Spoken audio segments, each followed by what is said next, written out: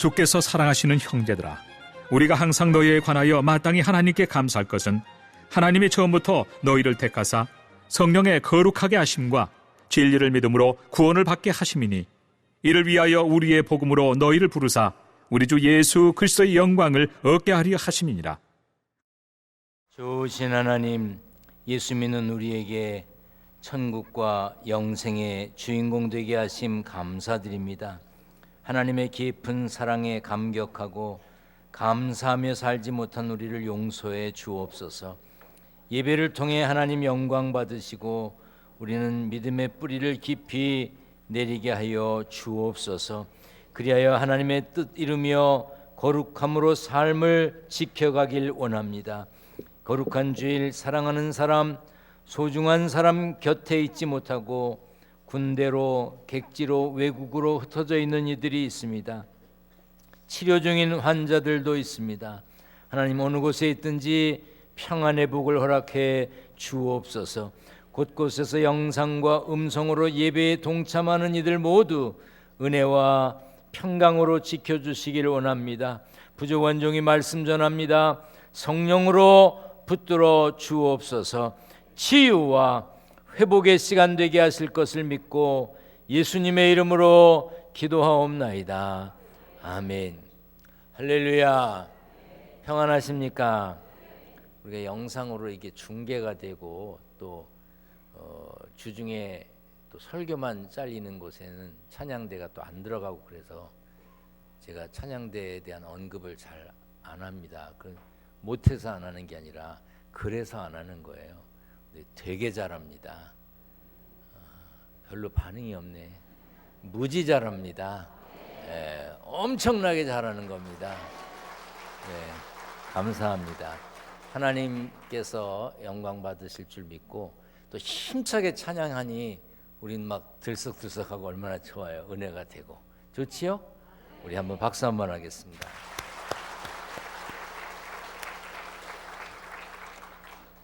올 초에 미국 인디애나주 라파예트의 한 소방서에 전화가 걸려왔답니다. 근무 중인 소방관 안토니오 번디가 신고 전화를 받았는데 아주 앳된 소년이 전화를 했더래요. 내용은 이렇습니다. 오늘 너무 힘들어요. 어떻게 해야 할지 모르겠어요. 이렇게 시작된 말이 결국 숙제가 너무 많고 숙제를 풀 수가 없다고 소방서에 전화를 한 겁니다. 황당한 신고를 받은 번디는 전화를 끊지 않고 수학 문제를 푸는 것을 도와주었습니다. 문제는 4분의 1 더하기 4분의 3은 무엇을 말하느냐, 이 답을 구하는 건데 이 소년이 답을 찾지 못했던 모양입니다. 답이 뭐죠? 기둥교회는 뭐 수학 실력이 워낙 뛰어나서 번디는 그 소년의 답을 구하는 것을 가르쳐 주었고 소년은 고맙다고 인사를 하고 전화를 끊었습니다. 우리가 살다 보면 답을 찾기 어려운 문제를 만날 때가 있지요. 그럴 때 소방서에 전화하면 안 됩니다.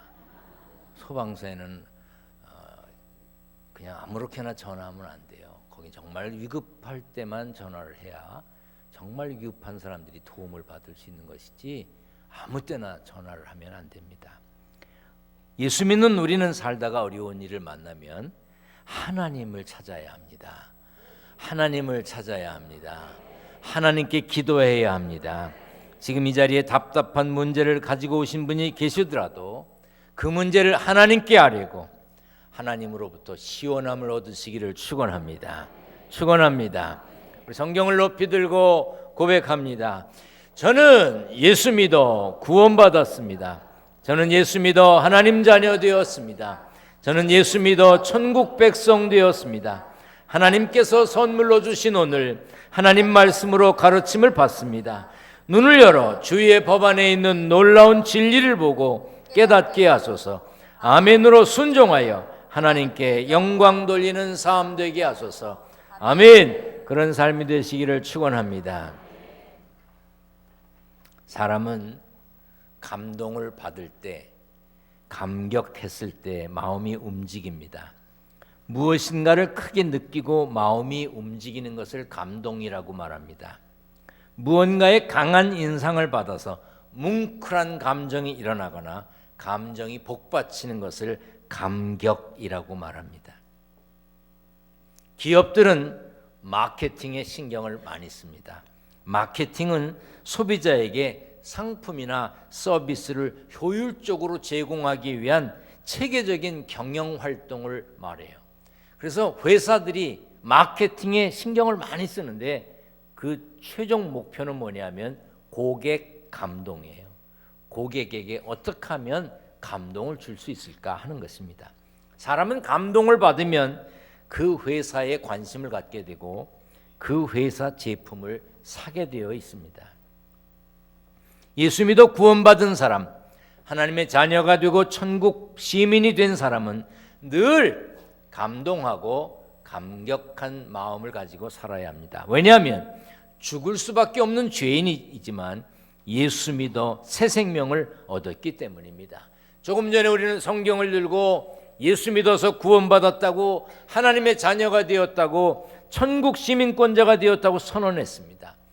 때를 따라 필요한 은혜를 받으며 우리는 살고 있습니다. 그러므로 늘 받은 은혜에 감사하고 감격하며 감동함으로 살아야 하는 것입니다.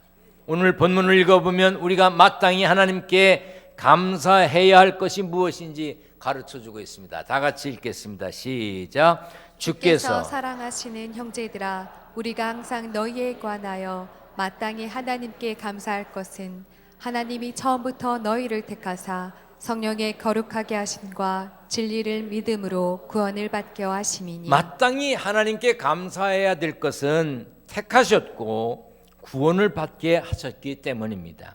하나님은 우리를 사랑하셔서 구원의 길을 내셨습니다.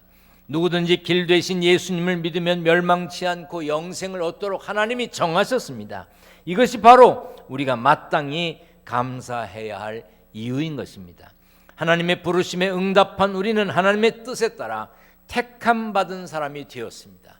여러분들이 여러분의 발로 교회에 온 것 같지만 이 자리에 앉아 있는 걸 보아 여러분들은 택함 받은 하늘 백성들입니다.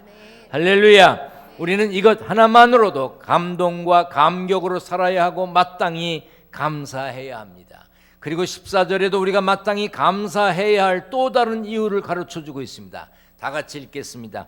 이를 위하여 우리의 복음으로 너희를 부르사 우리 주 예수 그리스도의 영광을 얻게 하려 하심이라. 우리는 복음을 통해 예수 그리스도를 통해 구원받음으로 하늘에 속한 모든 신령한 복 예수 그리스도의 영광을 얻게 됩니다. 로마서 8장에 보면 자녀이면 또한 상속자 곧 하나님의 상속자요 그리스도와 함께한 상속자라고 그랬습니다. 상속자는 그 가문의 이름, 가문의 재산, 가문의 전통 그것을 이어받는 사람을 말합니다. 그런데 하나님께서 우리를 그리스도와 함께 상속자로 삼아 주셨습니다. 그러므로 예수 믿는 우리의 삶에는 마땅히 감사가 넘쳐야 합니다. 왜? 우리는 상속자가 되었고 하늘에 가서 받을 것이 많기 때문입니다. 할렐루야. 조상 땅 찾기 서비스라는 게 있어요. 들어보셨어요? 조상 땅 찾기 서비스 있어요. 갑작스러운 사망이나 재산 관리를 소홀히 해서 후손들에게 재산이 넘어가지 못한 거, 그래서 아버지, 어머니, 할머니, 할아버지, 증조 할아버지, 할머니, 할아버지 이렇게 이 조상들 중에 재산이 있었는데 그것이 전달 안 된 걸 찾아주는 서비스가 있다니까. 모르셨구나. 네. 이 서비스가 시작되었을 때 많은 사람들이 상속받지 못한 뭐가 있을까 하고 연락을 많이 해봤는데 거의 없었습니다. 거의 없었어요. 퍽 오래전에 제가 군청으로부터 공문 하나를 받았습니다. 상속받을 재산이 있으니 필요한 서류를 갖추어서 타가라는 거예요. 가져가라는 겁니다. 뭐 저한테 왔다니까 별로 감동이 없으신가 본데 저는요 그 공문을 받고요 정말 잠이 안 왔습니다. 제 고향이 경기도 강화군 하전면 망원리인데 그 넓은 벌판 땅이 내 걸까? 절반일까? 아니면 어디에 있는 걸까? 뭐 정확한 내용은 밝히지 않고 문의 전화와 뭐 이런 것만 왔으니까요. 정말 잠이 안 오더라고요. 뭐 정말 영화를 몇 편 찍었습니다. 그런데 거기에 뭐라고 나와 있냐면 저만 상속 대상자가 아니고 제 동생들 둘도 상속 대상이래요. 그러니까 다 같이 셋이서 받든지 한 사람이 받을 거면 나머지는 상속 포기 각서를 내야 된다는 겁니다. 근데 제 동생들은 미국에 살고 있거든요. 한국에 와서 살 일이 없는 동생들이에요. 그러니까 제 마음에는 뭐 얘네들이 설마 이걸 달라 그러겠나, 그래서 형 가져, 뭐 오빠 가져 그러겠지. 그리고 연락을 했습니다. 이런 게 있댄다. 저는 이제 유도를 하는 거예요. 포기하는 쪽으로. 근데 뭐 이건 뭐 너네들 필요하겠냐 뭐 이런 식으로 제가 얘기를 했습니다. 그런데 동생이 뭐라 하냐면 많으면 나눠야지 그러는 거예요. 근데 정말 그 순간에 서운하더라고요. 야, 뭘 나눠, 지들은 잘 사는데. 그래서 제가 이제 필요한 것을 알기 위해서 연락을 했습니다. 그랬더니 아무리 미국에 있어도 그 관계 서류를 다 내야 되고, 포기할 거면 포기각서를 내야 되고, 뭐 영사관에 뭐 확인을 받아야 되고, 뭐 복잡해. 그 도대체 얼마나 되는지 그걸 알아야 되잖아요. 그래서 알아봤습니다.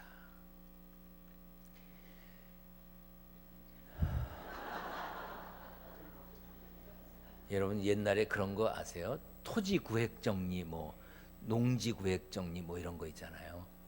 그런 걸 하다 보니까 짜투리 서너 평 땅이 그게 우리 선대의 누구 거였는데 그게 제가 받을 거라는 거예요. 서너 평. 야, 그래도 알아봤습니다. 그랬더니요, 서류 내고 뭐 하고 그러는 돈이 그거 안 받는 게 더 나아. 그래서 제가 안 받으면 어떡하냐 그랬더니 얼마 동안의 기간이 지나면 국가로 넘어간대요. 그래서 안 받았어요. 제가 왜 이런 얘기를 하냐면 지금도 서운합니다. 나는 영화를 몇 편을 찍었는데, 여러분 우리가 이 땅에서 상속받을 게 없다고요? 그래요. 괜찮습니다. 하늘나라에서 받을 게 많은 걸 믿으시기를 축원합니다. 에베소서 1장 3절 다 같이 읽습니다. 찬송하리로다 하나님 곧 우리 주 예수 그리스도의 아버지께서 그리스도 안에서 하늘에 속한 모든 신령한 복을 우리에게 주신다고 그랬어요. 할렐루야, 할렐루야. 하늘에 속한 신령한 복이 있습니다. 그러므로 우리가 감사하고 감격하고 감동하며 살아야 하는 것입니다. 감사를 실천하는 것은 어려운 일도 대단한 일도 아닙니다.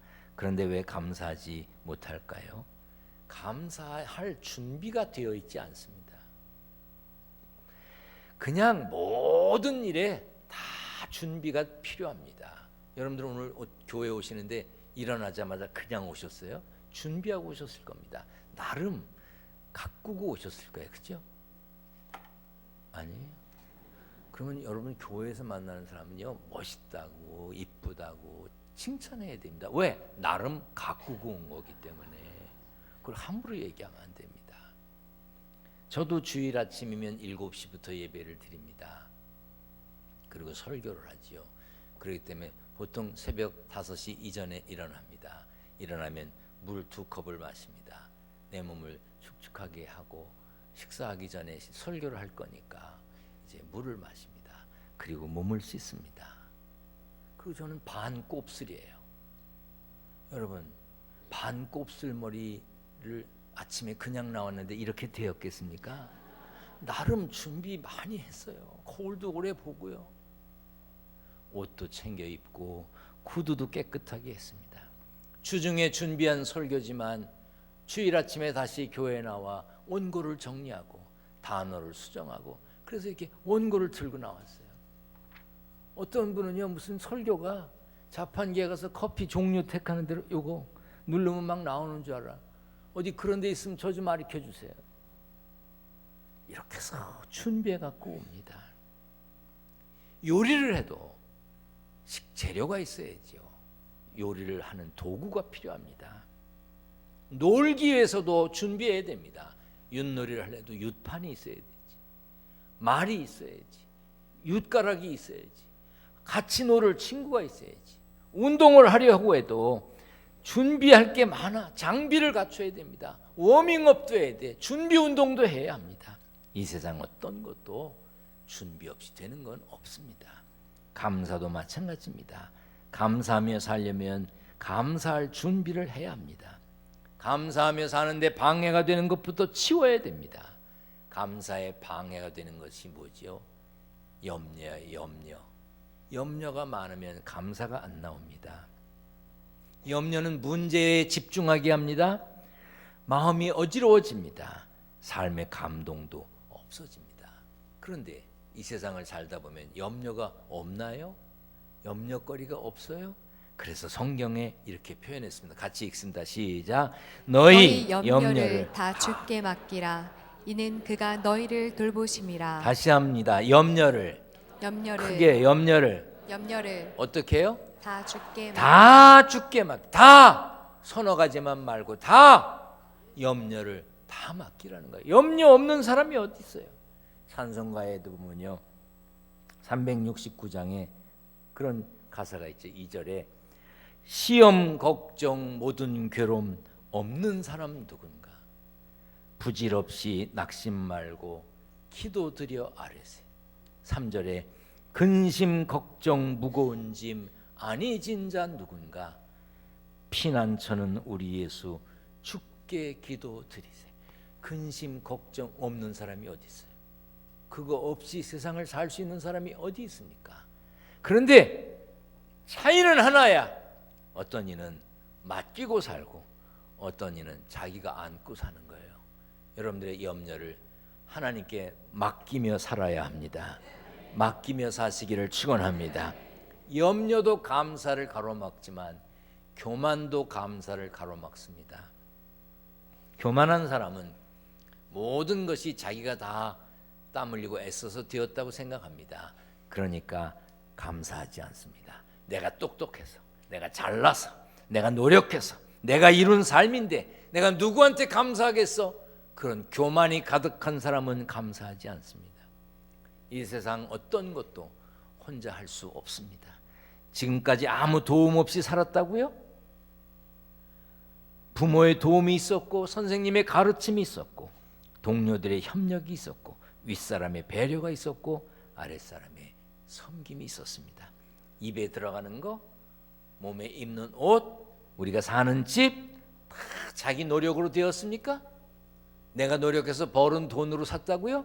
그 음식 입에 들어갈 수 있게까지 준비해 준 땀 흘리고 애쓴 사람들의 수고가 있습니다. 내가 돈 벌어서 내 집 지었다고요? 그 건축 자재를 만드는 일에 땀 흘리고 애쓴 사람들의 수고가 있습니다.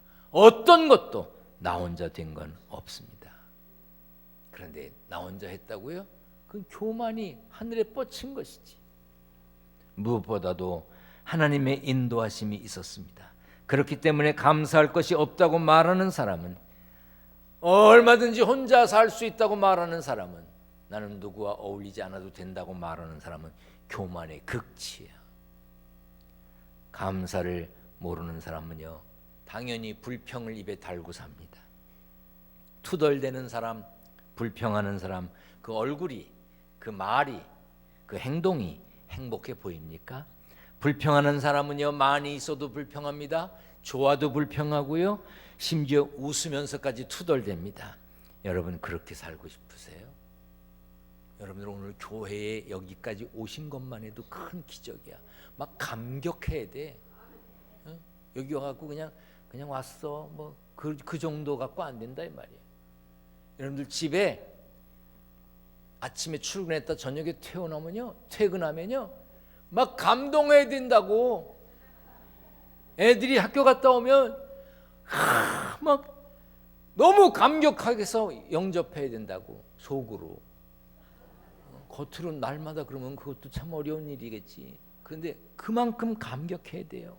어떤 이들은 여기 걸어서 왔을 거고요, 어떤 이들은 자동차를 타고 왔을 거고 기차를 타고 왔을 겁니다. 우리 교회도 보니까 조금 전에 파주에서 오신 권사님 가족이 있고요, 김포, 강화, 일산, 서울, 인천, 시흥, 수원, 가끔 오시지만 문막에서도 오시고요, 또 안면도에서도 오세요. 그런데 그냥 나 왔어, 나 갔어 그럴 수 있는 겁니까? 아니에요. 통계에 따르면 작년 한 해 교통사고로 사망한 사람이 3,781명이에요. 교통사고를 당해서 부상을 당한 사람만 32만 명이에요. 뭐 자동차 끝에가 좀 찌그러지고 문짝이 뭐 어떻게 돼, 그런 건 괜찮아. 그건 바꾸면 되잖아. 사람이 상한 게 이렇게 많다 이 말이에요. 교통사고만 있나요? 수많은 사고가 있습니다. 어제 인천에서 목사님 한 분 만났는데요, 딸 사위가 LA에 사는데 미국에 고속도로에서 교통사고가 나서 이 골반이 다 주저앉았다는 거예요. 그래서 사모님이 이 주간에 가신대요. 우리가 당연한 것처럼 여기는 거, 그게 엄청난 일이라고요. 출근했다 퇴근한 거, 학교 갔다 잘 온 거, 이거 대단한 일이라고요. 그것만으로도 감사할 일이라고요. 아멘. 그래서 우리 교회 매주 감사 헌금 봉투 이런 걸 적어놨어요. 다 같이 읽어보겠어요. 시작. 요즘 같은 세상에 일주일 내내 아무 일도 없었다면 얼마나 감사한 일인가요? 무슨 일을 당한 후 감사하기보다는 아무 일도 없었던 평안함에 더욱 감사해야 하지 않을까요? 일이 생기면 생겨서 감사하고 아무 일도 없었으면 더욱 감사. 이런저런 일들로 인해 생활 속에서 감사의 조건을 찾는 복된 삶의 주인공이 되소서. 모든 것에 범사에 감사하며 살아야 합니다. 탈무드에 보면요 이런 말이 있어요. 하나님은 불평하는 인간을 심판하시지만 사실 심판할 필요도 없다. 불평하는 인간은 불행으로 이미 심판을 받은 것이다. 여러분들 주변에 투덜투덜대고 불평하는 사람을 보면요 속으로 심판받고 있구만, 그렇게 생각하시면 돼요. 그 심판받고 있는 거야. 시편 37편 8절에 분을 그치고 노를 버리며 불평하지 말라. 오히려 악을 만들 뿐이라. 성경을 읽을 때요, 이게 그냥 성경에 이런 게 있구나, 그러면 나하고 무슨 상관이 있어요? 이게 내게 주시는 말씀이거든요. 우리 가슴에 손을 얹고 따라 한번 해보세요. 성경 말씀이니까 따라해요. 가슴에 손 얹어봐요. 손은 두었다가 뭐 할 거야?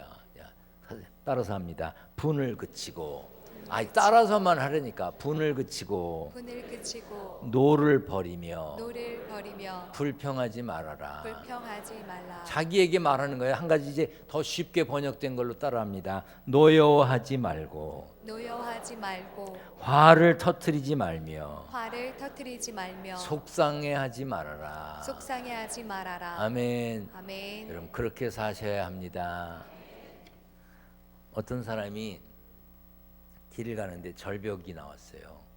계곡이 나왔어요. 근데 거기 다리가 있습니다. 외나무 다리, 나무 하나가 있는데 다리가 그래도 넉넉해서 건너기에 충분한 다리예요. 그래서 그 다리를 건너가는데 바람이 확 부는 거예요. 외나무 다리가 흔들합니다.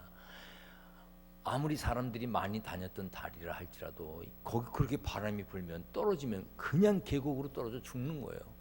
근데 바람이 세. 이 사람이 주저앉아 갖고 기도합니다. 하나님, 다리를 잘 건너게 해주시면 다음 주일에 100만 원 헌금하겠습니다. 정말로 바람이 잔잔해졌어요. 그렇게 걸어가는데 정말 바람이 잔잔해져. 이제 서너 발만 가면 이제 건너는 거예요. 근데 마음에 아까 너무 성급했어, 너무 금액이 컸어. 그러면서 그 순간에 하나님, 아까 내가 실수한 것 같은데 50만 원 하겠습니다. 50만 원. 제 마음 이해하시죠? 그런데 바람이 확 불면서 얼마 안 남았는데 막 흔들려 떨어져 죽게 생긴 것 같아. 그때 이 사람이 그랬답니다. 하나님 농담도 못합니까? 그런데요, 이게 우리들의 모습이에요. 우리들이 이렇다고요. 다급하고 어려우면 하나님 살려달라고 그래요. 그런데 문제만 해결되면요, 입 싹 씻어. 저는 병원에 신방 가면요, 입원했던 분들 신방 가면 제가 은혜를 받고 와요. 위로해주고 기도해주기도 하지만 제가 은혜를 받아요. 병원에 신방 가면 다 그래. 묻지도 않아도 자기가 얘기해. 많이 뉘우쳤습니다. 태어나면 열심히 신앙생활 하겠습니다. 이제 태어나면 그런 거 안 하겠습니다. 자기가 다 얘기해. 그럼 내가 아멘 아멘 하고 손잡고 기도해주고 오지요. 그런데 퇴원해서 실밥 뽑으면 달라져. 사람들이 이상해. 사람 다 비슷합니다. 우리가 하나님께 구하지만 정말 내게 위급한 일이 없을 때도 계속 감사하고 사느냐. 그래서 성경에 우리 주 예수 그리스도를 변함없이 사랑하는 자에게 은혜가 있다는 말씀이 있어요. 이 변화가 없어야 돼. 그리고 감사는 구체적이고 이제 분명하게 순간순간 표현해야 합니다. 마음에만 담아두면 소용없어. 입으로 표현해야 돼. 감사해야 됩니다. 물질로 표현해야 돼. 오늘 추수감사헌금 봉투를 나눠드렸습니다. 한 주간 동안 기도하면서 하나님, 나는 이렇게 감사합니다 하고 거기에 물질을 담아서 감사헌금 하라고 드린 거예요. 왜 물질입니까? 왜 돈입니까? 거기에 내 시간을 쏟았습니다. 땀을 흘렸어요. 내 정성을 기울였습니다. 때로는 눈물을 흘리기도 했어. 그 돈 벌기 위해서. 때로는 모욕을 당하기도 했어. 때로는 목숨을 걸기도 했어요.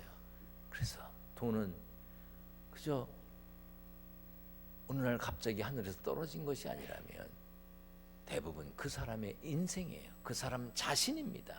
그 사람의 노력이에요. 그 사람의 생명이에요. 그 귀한 것을 하나님께 나누는 겁니다. 하나님께 드리는 거예요. 감사는 당연한 것이지만 어려운 일도 아닙니다. 아무나 감사의 삶을 살 수 있지 않습니다. 받은 것, 받은 은혜에, 받은 축복에 감사를 알고 표현할 줄 아는 사람만 할 수 있는 것입니다. 감사는 누가 시키기 때문에 의무적으로 하는 것도 아닙니다. 구원받은 사람이 마땅히 해야 될 일입니다. 그런데 사람들이 감사하지 않으니까 성경에 끊임없이 감사해라, 감사해라, 감사하고 살아라 가르칩니다. 하도 안 하니까 절기까지 정해서 감사를 명하십니다.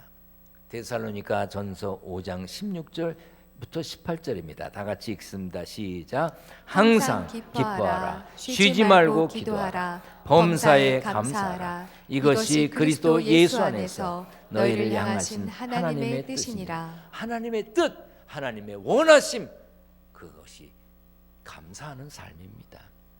그런데 사람들은 실천하지 않습니다. 귀에 속삭여주는 마귀의 소리에 귀를 기울이지요. 마귀는 이렇게 말합니다. 항상 낙심하라. 쉬지 말고 원망하라. 범사에 불평하라. 이는 너희를 향한 사탄의 뜻이니라. 여러분, 어떤 소리에 귀를 기울이십니까? 감사는 하나님의 뜻이고 불평은 사탄의 뜻입니다.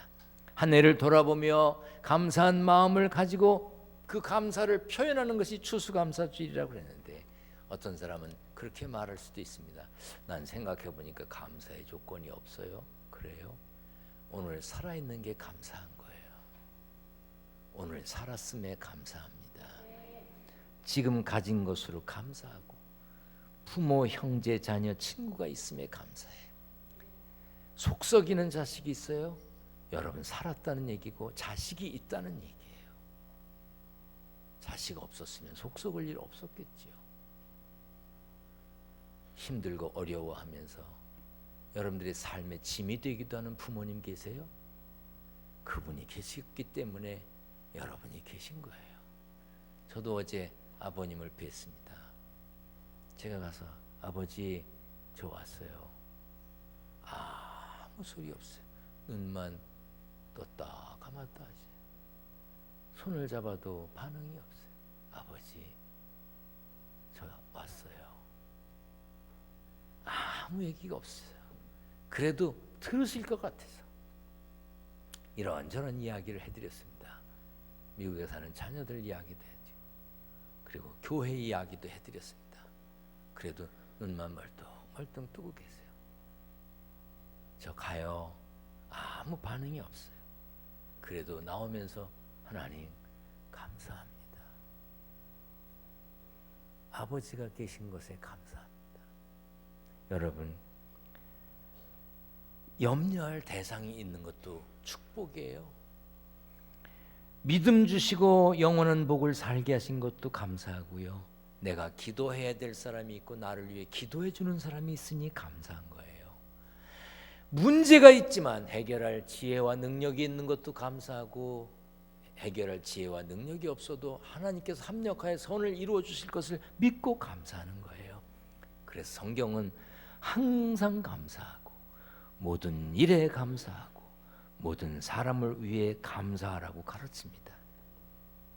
불평하고 원망하는 벌받는 삶을 사시렵니까?